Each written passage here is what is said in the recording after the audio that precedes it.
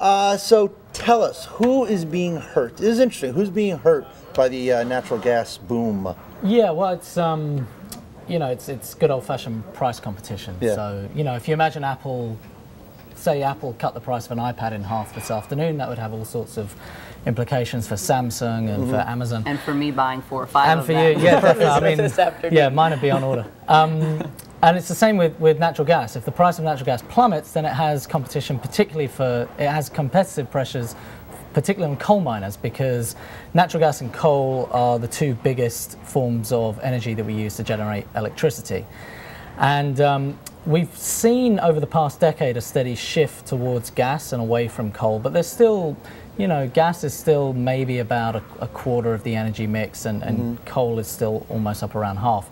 But what we've seen happen with gas becoming so cheap is that electric utilities are starting to burn more of it because it makes sense for them to generate cheaper electricity that way.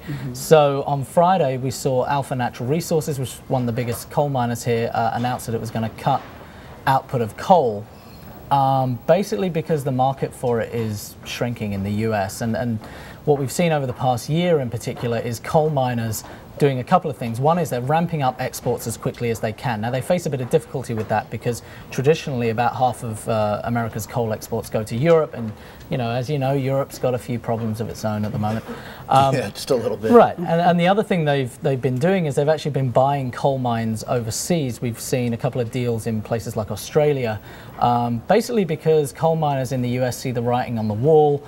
They see declining demand. They see somewhere further out there further legislation to cap the use of coal because it's dirtier to burn, and they're trying to reposition themselves. But right now they're really suffering. And what does this mean in terms of jobs? What kind of sense do you have about how many people, how many miners are employed, in the industry, and how many jobs have been cut recently, or looking forward? Well, I don't have the exact numbers on the number of people cut, but for example, Alpha's the way Alpha is going to try and do this is to cut shifts, to moderate its output, but it hasn't quite got to the point where they're actually closing mines down because, you don't know how long this situation will last, and it's very expensive to fire people and then hire them back. It's also politically very sensitive to close down coal mines, as you know. Right. The other thing I think they may be hoping for is that in some ways they're hoping for natural gas producers to blink first. Natural gas producers have been overproducing gas for a long time now. We're still expecting to see gas production rise this year, even though there is absolutely no reason for that to happen, beyond the fact that it's also difficult for them to scale back production. There's costs involved. You have to, not just fire people, but on a typical gas well, you've got 40 or 50 different contractors involved. There's just a lot of things to juggle there, and once you've got it in place, it's really hard to. You're really reluctant to cut back. It is interesting because you talk about. The price of natural gas has been dropping dramatically.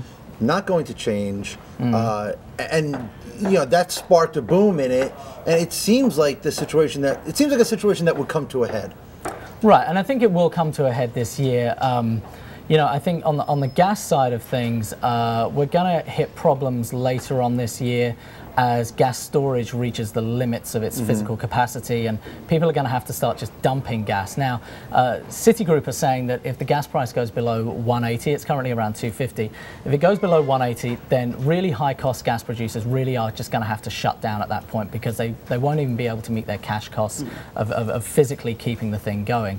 So that's one thing, and that's particularly what the coal miners are banking on. The other thing that on the coal side, what they're going to really be relying on is exports. They're just going to be hoping that even if Europe is a bit weaker, that maybe they can just Isn't China export a huge market now? Absolutely, and we're building more. America is building more export terminals to try and meet that demand. But a lot of it, given that Europe is half the market, it's unclear how quickly that's going to be able to turn around.